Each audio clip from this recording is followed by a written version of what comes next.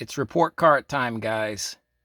It's report card time for Mego Wave 8 action figures. Welcome back, guys, to the M.I.B Master Toy Museum. I'll be a curator today. But guys, I'm going to be the teacher today. Actually, guys, we're all going to be teachers today. We're going to give Mego and their Wave 8 action figures a grade, an overall grade. We'll look at some individual figures, as you see here, to kind of make those, those determinations of how well they did. Will they continue to sell well? We'll look at details as far as design, card art, things of that nature,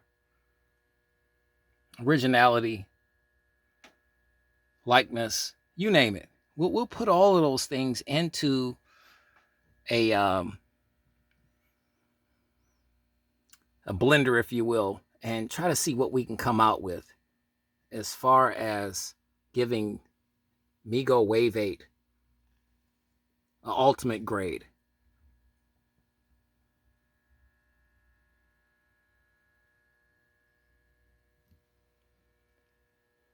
Guys, I'm going to be fair. I'm going to be honest. I'm going to be firm about it. There was a lot made of Mego Wave 8 action figures, the entire wave. We can address the elephant in the room. I think the one big disappointment with Wave 8 was the timeliness in which it was unveiled, released to the public. I think that's the biggest. I think we all can really agree, on that aspect, as far as sitting down and giving these figures and giving Wave 8 a grade, giving Mego a grade, actually. I mean, I think that's the biggest disappointment I have with Wave 8. It's not so much as the action figures themselves, as it's the way that Mego went about delaying and delaying and delaying and delaying these figures, to the point where these figures and the excitement of obtaining these figures lost a lot of luster with a lot of collectors, with the collecting community as a whole. You'll be hard pressed to find anybody that would disagree with that. I think everybody was just very dissatisfied and disappointed with the wait for these figures. Delays, shutdowns, things that actually Mego really couldn't control, the pandemic, things of that nature. They couldn't really control that stuff. But other companies found a way to get these figures out to us. Other companies found a way to get the information out to us.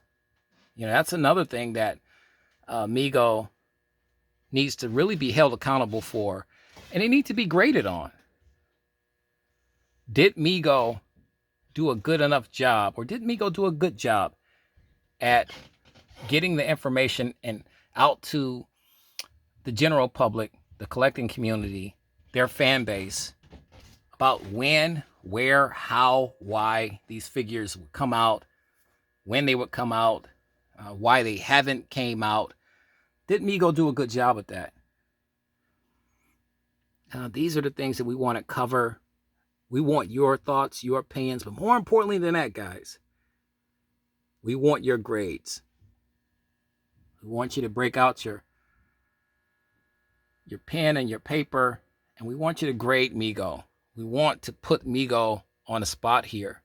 Mego has to be held accountable, like every toy company that's fighting for our almighty dollar. They have to be held accountable. So guys, we don't want you to pull any punches.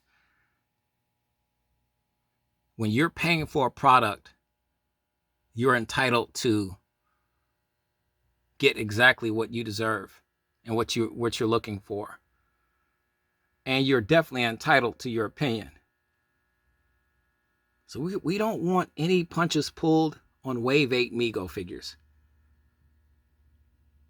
But here at the museum, guys, like I said, I'm fair, I'm just, but we're going to be very open about this. Wave 8 action figures. Give them a grade, guys. I'll start off, like I said, with addressing the elephant in the room was the overall availability of release dates of these figures. I'm going to give Mego, I'm actually going to give them a failing grade in that. Mego gets an F in that regard. Waiting for these figures for as long as we had to wait for them, to me, was unacceptable. As a collector, as a consumer, as a fan of the company, unacceptable. Mego gets an F for failing to get these figures out in a timely fashion. No wave should take 6 to 7 or 8 months to get out. But if you guys disagree with that, let us know in the comment section right underneath this video, guys.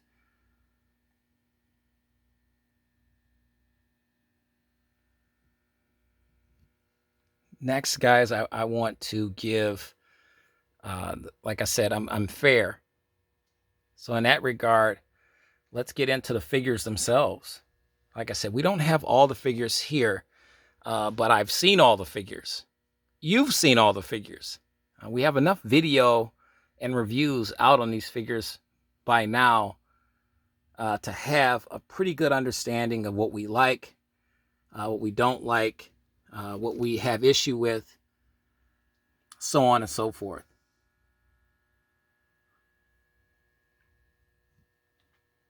By far, the two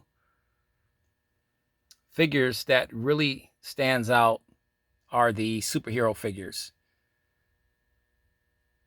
The one issue I have with the superhero figures, and it has absolutely positively nothing to do with the figures themselves, it's where the figures are being released at. Meijer is a fantastic store, superstore, kind of like a Walmart, a fancier version of a Walmart, but they're only located in 6 states, and that's in the Midwest. So if you are on the West Coast or even the East Coast, you're going to be hard-pressed to try to find these figures.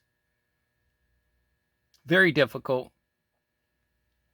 very frustrating, very exclusive, and very limited at this point. You know, we have a ton of people asking for these figures. The demand is there, but the supply probably won't be. It's going to be very difficult to get these figures out, even with collectors doing the buddy system and really helping each other out. It's going to be tough to get these figures out to everybody. I don't know what Mego's strategy or what their thinking was in that process, but it failed miserably. I mean, you have a ton of people that just simply can't get their hands on these figures. And furthermore, these are the figures that everybody wanted. You know, I read a lot of my subscribers' comments regarding these two figures. People are frustrated. These were the figures that everybody wanted, the superhero figures that Mego would be releasing and bringing back to their roster in nearly over 40 years. Everybody wanted Batman, everybody wanted Superman, Wonder Woman, and so on and so forth. But Batman and Superman are the focal points. They're the more popular DC heroes. And for a collector, let's say, that lives in California or Washington State, That's going to be very frustrating. That has to be very frustrating. Very just mind blowing to not be able to get these figures. I've talked to a lot of subscribers and a lot of collectors. These were the only Wave 8 action figures that they wanted, that they were looking for. And to not be able to get these figures, or to have an opportunity to get these figures in a fair fashion, where these figures are being pretty much divvied up between 6 states where Myers are located at. That's a tough pill to swallow. We will be having some giveaways for DC superhero figures. So we're going to try to do our part here at the M.I.B. Master Toy Museum to try to get these figures out to you guys. But the figures themselves, like I said, I'm fair. The figures themselves are fantastic. They're some of my favorites. The head sculpts were done by the fantastic and talented Andy Covalt.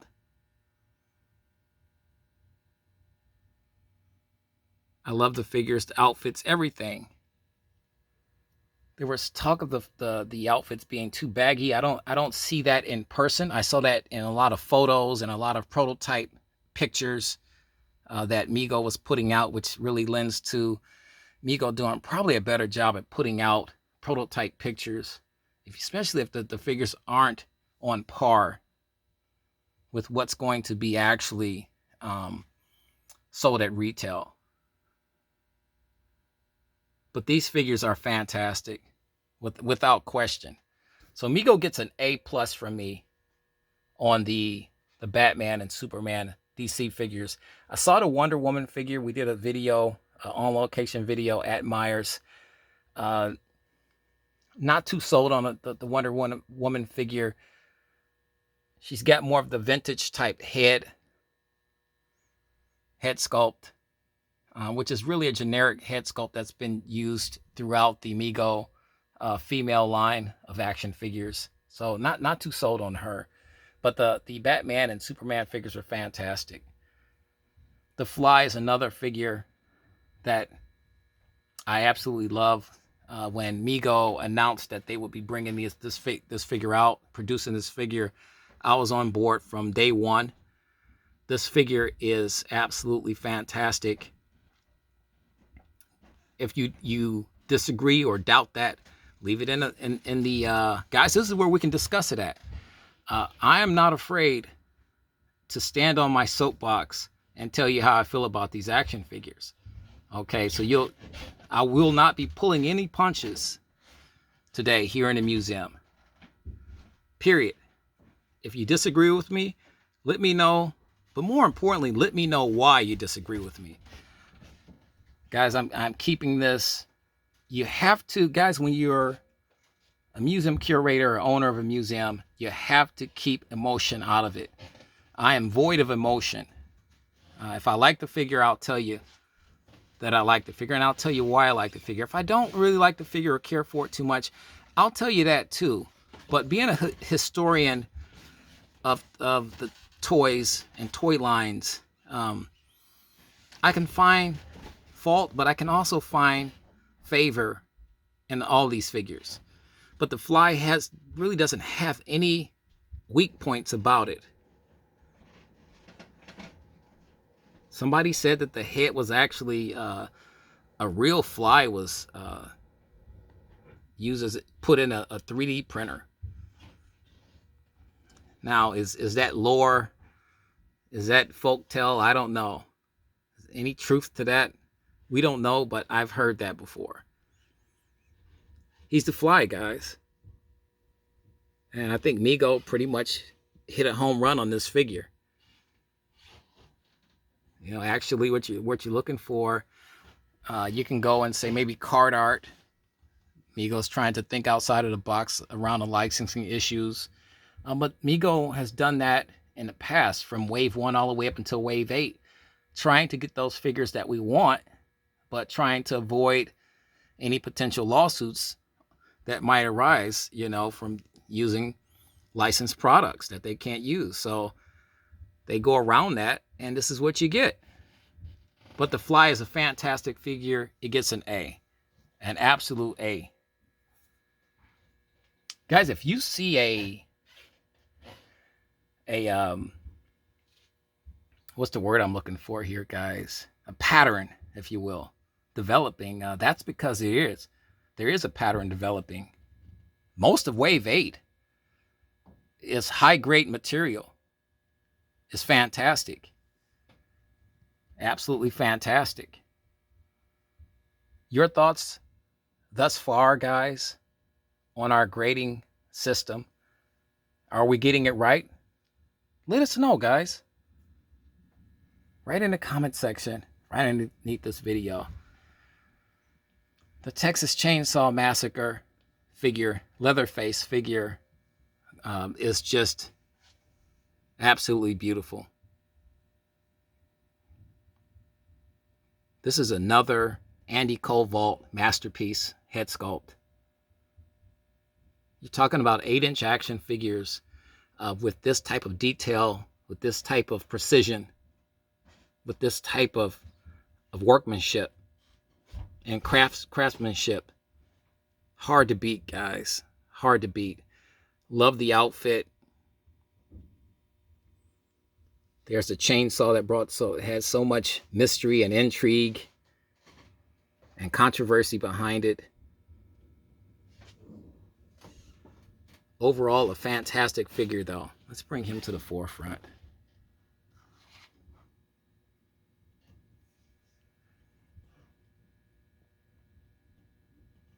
Fantastic figure, guys.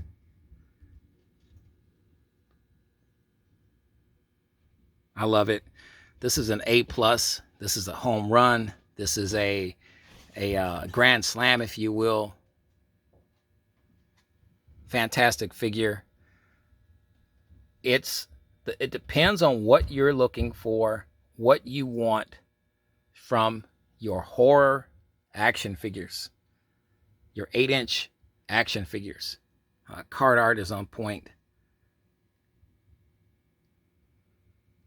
Like I said, guys, I'm leaving emotion. I'm checking emotion at the door.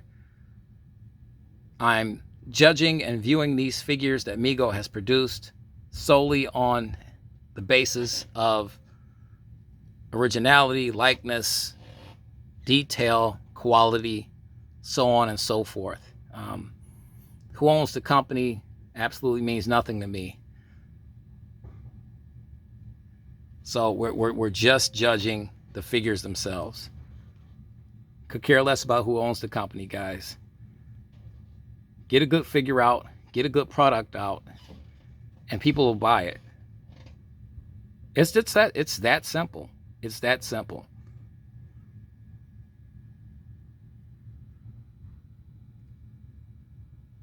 This is a beautiful figure, though. Not much more we can add to this. I give it an A, but more importantly, guys, ladies and gentlemen, sitting at home with your pen and your pad, what do you give it? What grade do you give it? A, B, C, D, F, or incomplete?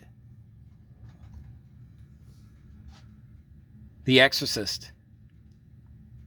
Another really cool, really fun figure that I thought that Mego really took a big chance on in the first place. Reagan, played by Linda Blair. This is an iconic horror film that if you're not from that time period, you don't know what you missed as far as horror. I'm from that time period, so this is the figure and the face that kept me up many a nights having nightmares. Mego made I think a very good attempt at the Reagan figure. Do we call her a doll or an action figure? I believe I said that in a video we made on Reagan here. Well, just for the time being, we'll call her a doll. She's not 8 inches tall. She's somewhere between 5.5 to 6 inches tall on the child body. Clothing is good. Head sculpt looks fantastic. The rooted hair, I like the rooted hair. I'm gonna give this a B+. Mego went out of their way to get a lot of detail into this head sculpt, into this face. Maybe the paint application could have been a little bit better. I heard collectors talk about the gown. I mean, what do you want from the gown? I don't know. There's a lot of detail to the gown. As you can see, the designs here in the gown. The little button, the gold button there. The collar.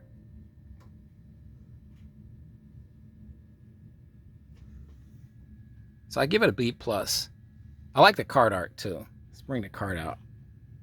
This is something that we really got on Mego about back with the earlier waves.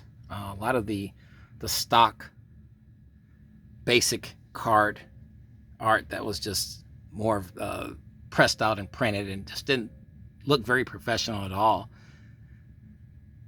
This Exorcist card art looks fantastic.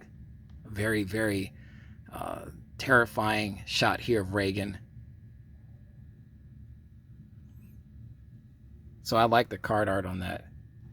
I like card art. Well, the card art on the superheroes, we didn't give that a grade. I give that a D. No originality, no thinking, but like I said, maybe because Mego had to stay within those parameters. We don't know. What we do know, though, is we can give them a grade for it, and it's a D. A D-, by the way. Figures, A+, card art. The card art, definitely a D-. Let's get to the Star Trek figures here. We have Data. You saw the video on him. A subscriber had a fantastic point and some comments on not so much as Data, the figure, but the clothing. Mego, throughout Wave 8, could do a better job with this. The quality control. Our Data figure, which is a museum figure, he's never coming off his card. But as you can see, somebody did a horrible job at allowing this figure to get by quality control with, or quality control did a lousy job at allowing this figure to get to the retail, I should say, with the seams here have been open. This sleeve is coming off. Things like that, little things like that that were coming up. With figures having the wrong hands, rubber bands snapping, arms falling off, legs falling off, things of that nature. That's all quality control. So the quality control of these figures, that's on Mego. That's an F. Definitely an F. But the figure, the Data figure himself, fantastic work. Head sculpt. This is Andy Kovalt's work again. Andy Kovalt is, you could really say, through the fantastic head sculpts that he put out for these figures, really helped Wave 8 a hell of a lot. A great deal. That played a major role in these figures getting these high marks, these high grades, and really being so beautiful and wanted by the collecting community and the general public. These figures are heavily sought after, and a lot of it has to do with these head sculpts. But Data, as the figure, the Star Trek generation, we wanted more Star Trek figures. Mego has delivered. They definitely have delivered on their promises. They're going to try to get these figures out, get the more characters that we wanted, more movie TV type shows that we wanted for these characters that we've been asking for. Nobody wanted Happy Days. Nobody wanted Married with Children. Mego said they would do better in that department, and they did. And for that, they get an A. They definitely get an A. This data figure definitely gets an A. It's a beautiful figure. We showed you the Jean-Luc Picard figure at Meyer, our own location. That's a great figure as well. I would like to see more Star Trek, The Next Generation figures, more characters, more aliens, as one of my subscribers informed me. He would like to see more aliens. We want to see the line grow more, as opposed to just having 2 of the more popular figures from that line. We want to see, and that's something that Mego can work on maybe in Wave 9. Get us more figures from these TV shows that we like. Then we come to probably the least liked. And here's I'm going to set him up here on my stand. We're going to give him a little time here. My Silence of the Lamb Hannibal Lecter figure. This figure is probably the least popular of Wave 8. People have called this a rush job, a last minute figure. Maybe it was, because we got some news that we were waiting for the Michael Myers figure to come out, and he was delayed or canceled or postponed, if you will. Pick one. We didn't get him for Wave 8, and all of a sudden we found out we're getting a Silence of the Lamb figure, an Anthony Hopkins masterpiece. Anthony Hopkins is the actor that played Hannibal Lecter in the 1991 horror mystery, whatever genre you want to add in there. But the biggest takeaway that people could find wrong with this figure was the head sculpt, and that he didn't look a lot like Anthony Hopkins. Okay, no, this is not Anthony Hopkins, guys. I'll tell you what this is. This is an 8-inch action figure that probably was made at the last minute. This is not Andy Kovalt's work. I would like to definitely point that out. But this is not a horrible job. Or this is not a horrible attempt at Anthony Hopkins. Definitely for an 8-inch action figure that we had no clue that we were getting until the 11th hour. So I take all of that into consideration, and because I have a soft spot for the more least liked action figures, this is the one that I really like. I think this is a cool figure. It does not look like Anthony Hopkins. I agree with you. It's something charming, though, about this figure. And I've discussed this with a ton of collectors. The selling point of this entire figure isn't the figure himself. It's the mask. It's the mask. This is the selling point of this figure. Mego did a fantastic job at putting this mask with this figure. This is iconic. You see this mask, you know what the movie it's from. You know who wears it. All of that.